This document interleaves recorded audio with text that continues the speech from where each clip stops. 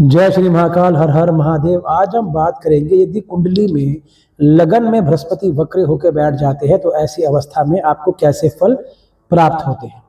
अब आप समझिएगा, जब भी हम बात वक्र की कहते हैं तो पराशर ज्योतिष के अनुसार यदि कोई भी ग्रह वक्र हो जाता है तो उसको चेष्टा बल प्राप्त होता है, अर्थात सामान्य ग्रह से उसका बल अधिक हो जाता है। अब आप समझिएगा, जब हम बात करते हैं लगन में यदि बृहस्पति बली होता है तो मतलब ये है कि लगन में बैठने से बृहस्पति देव को दिग्बल भी प्राप्त हो जाता है।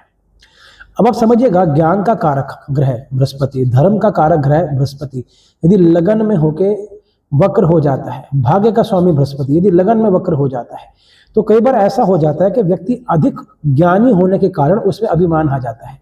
कई बार वो अपने ज्ञान का सही सदुपयोग नहीं कर पाता है और कई बार अपने ज्ञान के अहंकार में किसी दूसरे को तुच्छ समझ बैठता है।